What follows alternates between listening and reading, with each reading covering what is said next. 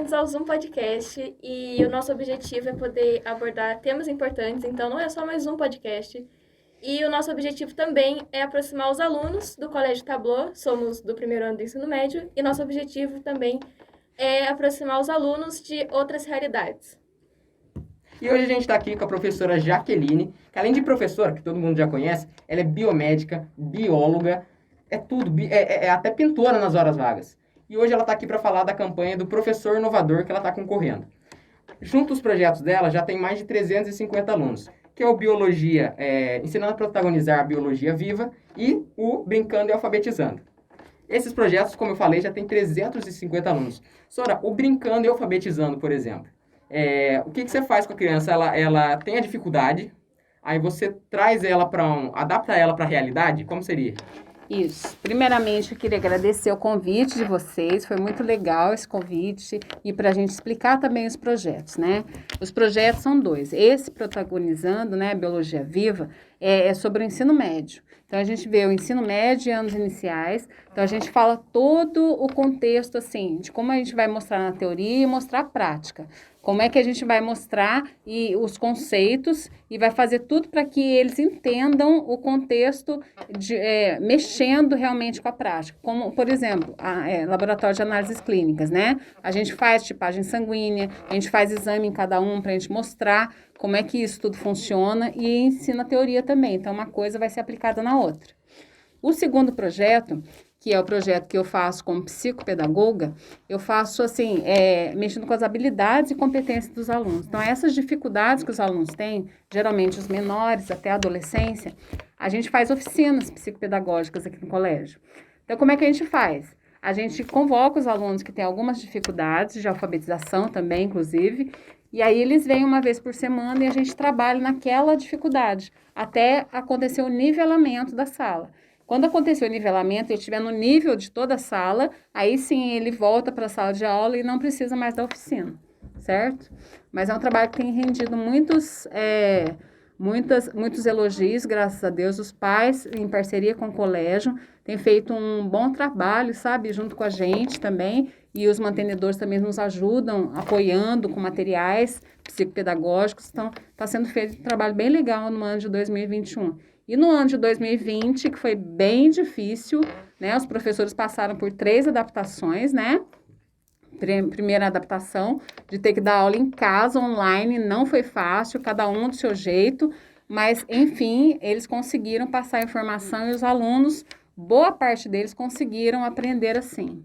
Segunda adaptação foi que voltou, né, 35% do pessoal para a sala de aula. Então, os professores tiveram que se dedicar a maior parte, né, para os alunos online, boa parte, uma pequena parte para dentro de sala de aula. Então, foi a segunda adaptação. E a terceira adaptação foi aquela que voltou quase que todo mundo, 95% para a sala de aula. Então, as pessoas tiveram que mudar seu jeito de fazer, né, dando mais atenção para a sala de aula e também se dedicando aos alunos online. Então, os professores, eu acho que eles foram heróis, estão sendo heróis nessa parte, porque não é fácil se adaptar a cada momento com o que a gente tem por essa pandemia que nós estamos passando, né? Vocês se adaptaram muito rápido, né? Porque a pandemia começou em março, aí vocês tiveram que correr logo para começar a aula online. Foi um negócio, foi um baque, não foi? Um negócio difícil. Muito difícil. A gente teve que abrir o WhatsApp para todo mundo, abrir contato, mãe, pai, um ajudando, o outro falando, não, meu filho não está conseguindo, meu filho não está conseguindo acessar. A gente entrava em contato, a gente ligava, a gente chegava até ir na casa dos pais, olha o que está acontecendo, pedir para o TI ajudar. Então, assim, um ajudando o outro, acho que a gente conseguiu atingir o nosso objetivo. Um ou outro aluno, lógico, não é fácil para ninguém ter aula EAD, né? Então, a gente fala assim, foi muito complicado para algumas, principalmente para os menores, que estavam em fase de alfabetização. Por isso, eu acho que o ano de 2021 está sendo um reflexo do ano de 2020. Porque aqueles que estavam começando a alfabetizar, aí teve a pandemia, aí tiveram 1 mês e meio de aula, pararam. Aí a EAD, criancinha pequena, um suporte, ficar na frente do computador o tempo todo, então é bem complicado. Aí que esse ano que a gente está retomando isso daí para poder alfabetizar direitinho, né, a criança. Mas estamos conseguindo. Graças Então, a Sora, Deus. como o Eduardo falou, você tem várias profissões. E como começou a sua carreira? Você sempre gostou da área médica ou você foi conhecendo ao longo do tempo ou foi meio que de última hora, assim? Não, a vida inteira eu queria ser médica, né? Mas aí minha família não tinha condições. Aí o que eu fiz? Escolhi biomedicina, lá em Ribeirão Preto. Aí fui para lá aos 18 anos, peguei minha malinha e fui embora, né? Aí fui fazer a faculdade lá, fiz 6 anos de biomedicina lá. E aí fiz especialização, tudo. Aí vim para Guará para poder casar, casei e tal. Aí fiz biologia, 2 anos de biologia, complementação, porque eu já tinha tido várias biologias lá. Aí depois eu fiz, né, a psicopedagogia, fiz mais 2 anos. Fiz pedagogia, porque era obrigatório, se fizesse um, fazia o outro. E fiz várias pós, né, em psicologia escolar, em psicopedagogia institucional, para trabalhar em colégio, para atender em colégio. Fiz psicopedagogia clínica, para ter clínica, e eu tenho hoje um consultório, né, na Rua Tamandaré. Então, e eu atendo lá, inclusive. Então, é bem legal porque, às vezes, alunos me procuram, no particular, ali, personalizadamente, a gente consegue atingir nosso objetivo, aluno e eu, durante 50 minutos por semana. É bem legal, porque, às vezes, no conjunto, o aluno não consegue aprender por alguma dificuldade. E, às vezes, assim, individualmente, ele consegue. Então, clinicamente, eu também atendo. Mas eu gosto de tudo que eu faço, sabe? Porque psicopedagogia, você aprende a conhecer a parte emocional do aluno. E também as habilidades que ele tem, né? Pela letra, pelo jeito dele em sala de aula, pelo jeito como ele responde, assim vai. Então, você aprende a conhecer e traçar o perfil do aluno. Então, por isso que eu me apaixonei, né? Porque eu gosto muito dessa área. Deve ser gostoso ver, né? O aluno primeiro chega, não consegue, e depois você vai desenvolvendo um projeto, aí você chega, ele consegue fazer, ele se adapta à sala. É legal, né? É muito legal. Nossa, é muito legal quando a gente também dá alta para o aluno, né? Depois que ele, vamos supor, o pequenininho que aprendeu a ler. Hoje mesmo, um aluninho leu uma frase inteira. 6 anos, 7 anos. Falei, gente, é uma maravilha. Assim, é a felicidade nossa quando o aluno atinge o objetivo nosso, né? E os alunos maiores, quando eles atingem o aprendizado. Porque o ensino médio, ele é bem difícil, tem que dançar conforme a música com ele. Se for lá impondo muita coisa, o ensino médio já bate de frente com a gente. Então, não dá. Você tem que chegar com o seu conhecimento primeiro. Então, você vai adquirir o respeito do aluno por causa do seu conhecimento e depois pelo seu desenvolvimento com a sala, no seu envolvimento com a sala. Você tem que adquirir a empatia com a sala. Não adianta você chegar quietão, ficar lá quietão. Não vai rolar. Então, para ver o aprendizado, você tem que envolver a sala inteira e tem que ser uma aula gostosa, eu acho. E essa parte sua de pintora, Sora, desde pequena? Então, a pintura surgiu na minha vida porque eu precisava fazer uma terapia uma vez, sabe? Porque eu precisava fazer alguma coisa para poder, porque eu estava de férias, inclusive, aconteceu um negócio muito triste na minha vida e eu tive que realmente partir para alguma coisa. Eu gostava de pintar, eu tinha uns pincéis em casa, aí entrei numa aula de pintura, aí comecei a pegar as técnicas, aí fiz 5 anos de aula de pintura, e aí hoje em dia eu tenho 269 quadros. Aí boa parte já vendi, mas assim, eu devo ter uns 80 e tanto em casa ainda. É chique, tem um lá na sala da Renata, né? Tem, eu dei pra ela, gosta. Olha. Eu dei pra ela. É muito chique. Mas aí, como a Bárbara falou, você tem um monte de profissão. Você é pintora, você é biomédica. Qual delas você escolheu primeiro? Você escolheu a biomedicina? Biomedicina, que era muito parecido com a medicina. Aliás, assim, lógico, eu não posso recitar remédios, nada. Mas, assim, o segmento dela é bem parecido. Então, era o que dava para fazer, né? Eu tinha o anatômico, eu tinha todas as partes que eu gostaria de ter estudado, só que não é a medicina, lógico. Mas era bem próximo. E depois, quando eu conheci a psicopedagogia, eu gostei mais ainda, porque eu vi a parte emocional, sabe, psicossocial do aluno. Aí eu gostei mais ainda. Eu gosto muito desse lance de falar com o aluno. Essa interação me faz muito bem. Então, foi por isso que eu escolhi ser professora também. Então, Sora, qual foi o pior caso, assim, o mais difícil que você pegou na área da psicopedagogia? Então, assim, todos os casos são particulares, mas assim, casos mais difíceis são aqueles que os alunos não falam. Uhum. Então, eu acho assim, o aluno que é falador, que é falante, né? Chega lá, consultório ou na escola, e fala muito, o que fala muito é mais fácil você captar o que ele está sentindo. Agora, aquele aluno que chega e fica mudo, aquele é mais difícil. Porque você não consegue captar alguma coisa, né? Aí você tem que pôr, às vezes tem alunos, por exemplo, que falam comigo por escrito. Ele está na minha frente, ele está escrevendo respostas.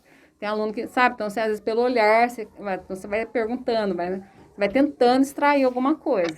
Para mim, esses casos são os mais difíceis para mim. Realmente. Imagina, você tá lá com uma criança, aí você tá querendo resolver a dificuldade dele, ele não consegue falar, ele não consegue se expressar. Não consegue se comunicar. Não consegue se comunicar, é difícil, né? Aí pela escrita, às vezes a gente consegue chegar lá. Às vezes fica bem complicado mesmo. E o da biomedicina, qual foi? Biomedicina é assim, né? Lá é assim, você estudando, eu era cientista, né? Então, o caso difícil, na verdade, não existe. O caso difícil é quando você tem que sair atrás de um paciente que tem medo de agulha, e aí você tem que catar no laço lá, e com muita psicologia, daí que eu comecei a gostar da psicologia, você falar muito com ele até ele aceitar ser picado. Então, eu acho que é mais pelo lado do medo mesmo da agulha. Você sabe que eu também tenho medo de agulha, mas por que não inventaram até agora, meu Deus do céu?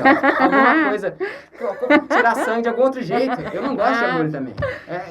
Mas já inventaram uma agulha que, na verdade, você não extrai sangue, mas você consegue tirar gotinhas de sangue para fazer exame de dosagem de glicose, né? Então, é uma caneta para criança, isso que a gente usa.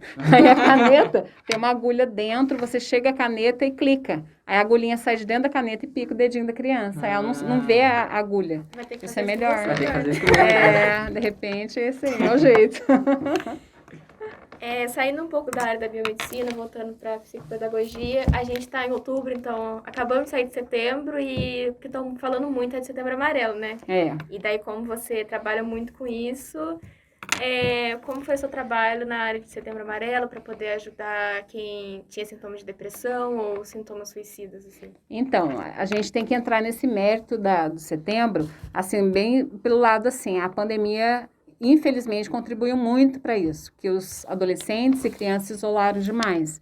Pais que tiveram que trabalhar, às vezes no home office, se isolar num quarto e a criança lá, e às vezes conflito de gerações, ou brigas demais, ou ausências demais. Isso fez com que as crianças e adolescentes ficassem mais sozinhos.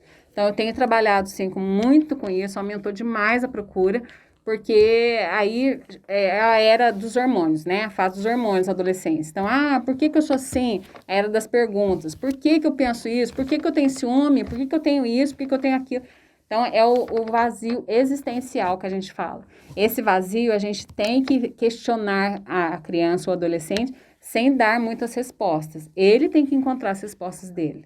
Você não pode falar assim, você é isso porque você é carente. Você não pode rotular uma criança ou um adolescente. Você tem que estimular para que ele chegue às suas próprias conclusões, entendeu?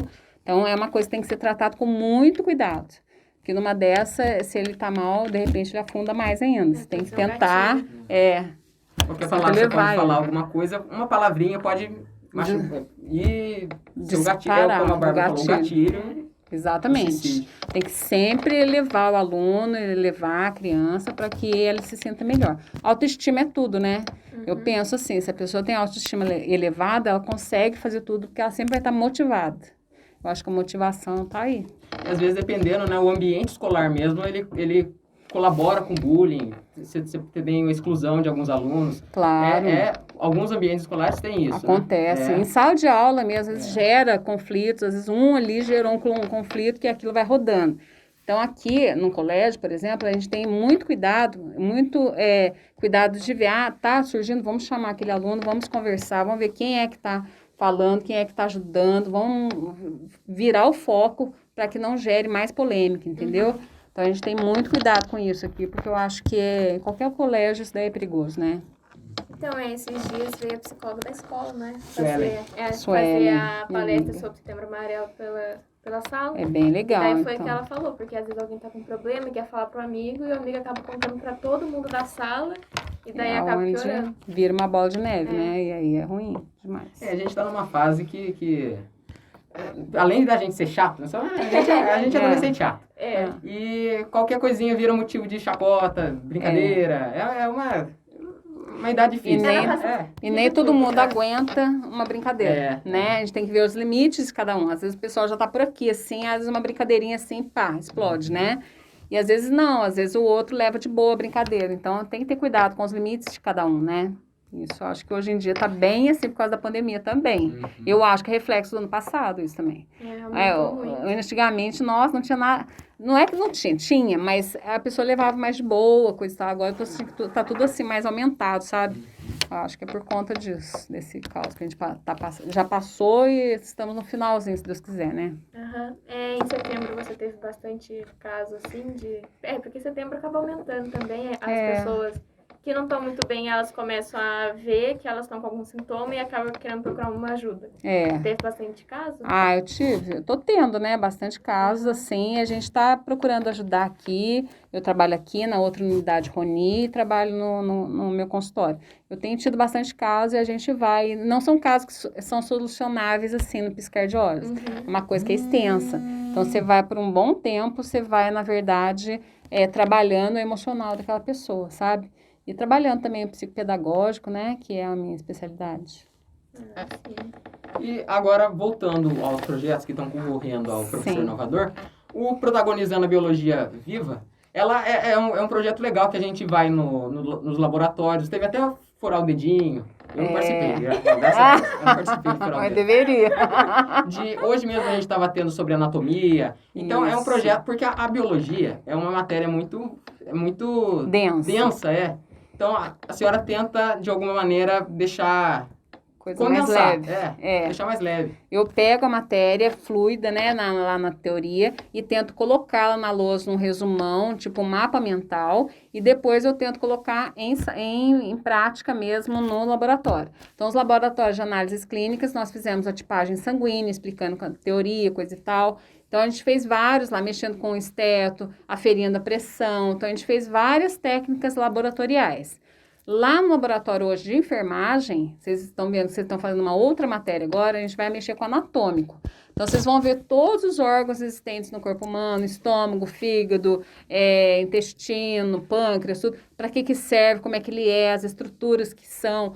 E como é que eles encaixam no corpo humano, que isso é uma dúvida que todo mundo tem, né? Mas como é que o rim encaixa no quê? Aonde que ele desce? Para onde que ele vai? De onde que ele vem? Então, tudo isso a gente vai entender os sistemas. Então, eu acredito assim, para o ano que vem, que vocês vão entrar realmente nos sistemas todos, vocês já vão ter em mente, eu sei como é que é um rim, eu sei como é que é um estômago, entenderam? Então, eu acho que é bem interessante a aula prática e teórica, simultaneamente, porque aí a gente aprende mais. Entendeu? E essa biologia que eu faço, eu gosto muito de usar o aluno como protagonista. Ou seja, aferir pressão. Eu coloquei o aluno para aferir a pressão. Para auscultar o coração. Pus ele com o estetoscópio para auscultar. Lógico, obedecendo os protocolos de segurança, né? Aí eu coloquei ele para auscultar o coração do colega e tudo mais. Porque aí eu expliquei sístole e diástole, contração e relaxamento cardíaco. Então, eu fui introduzindo a teoria no meio da prática. E na prática você consegue lembrar qual a matéria, né? Por exemplo, dessa sístole de ácido. Você consegue lembrar do assunto. É muito bom, legal. É muito bom. E o aluno sempre vai lembrar da gente. O legal é isso, né? Futuramente você vai ver, eu encontrar um aluno lá.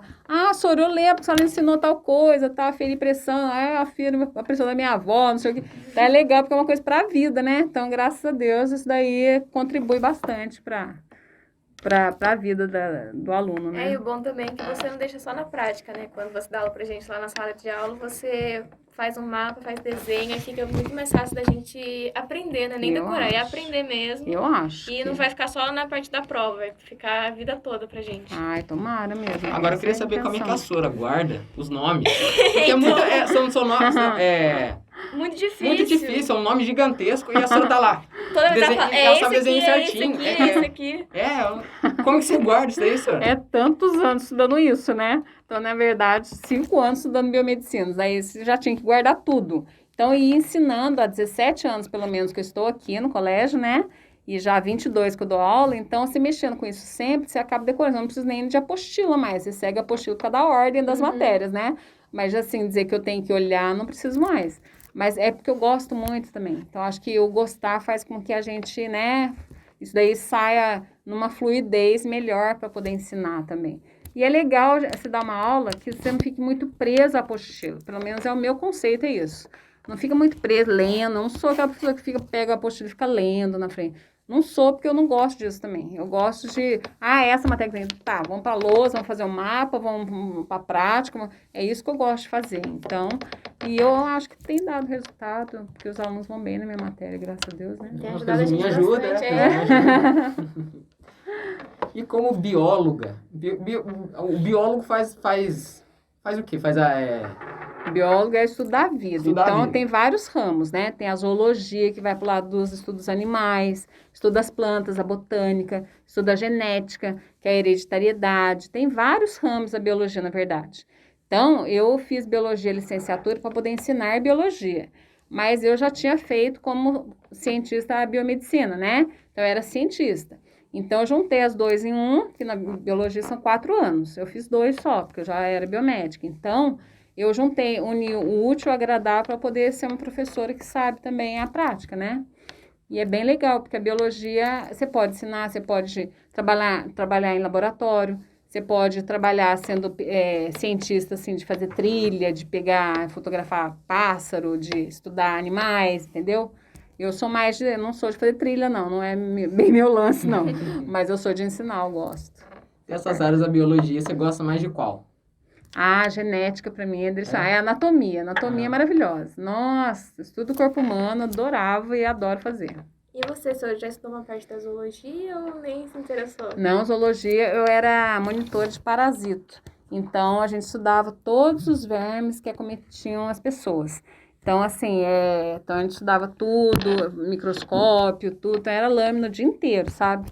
Mas era legal porque a gente descobria o que as pessoas tinham, né? Então, para dar remédio, a gente passa aquilo que você descobre, aquele exame que o paciente fez, você manda para o médico. Aí ele vai analisar e vai medicar, vai dar os remédios para o paciente poder sarar, entendeu? Então, você meio que descobre. Quando é que você veio, você era biomédica, você estudou biologia, quando é que você falou, agora eu quero ser professora? Ou foi na faculdade mesmo? Ou foi indo? Não. Foi direto? Na verdade, eu fiz a biomedicina em Ribeirão Preto, né? Aí eu vim para casar, porque aí meu noivo me convidou para casar, e eu aceitei, beleza, aí eu vim para Guará. Aí quando eu vim para cá, a minha ideia era trabalhar no laboratório. Mas aí eu não, na hora H, não tinha muito estímulo para laboratório, porque para se montar o seu, você tem que ter um certo capital, né? Eu não tinha. Aí eu peguei e falei assim, não, vou trabalhar em laboratório. Aí depois eu decidi, eu falei assim, não, quer saber? Eu vou começar a dar aula. Aí eu comecei a dar aula, aí que eu fiz biologia, pedagogia, aí que eu fui fazendo as outras faculdades simultaneamente. Mas eu comecei dando aula porque essa interação que eu tenho com o jovem é muito legal, e é muito legal para mim.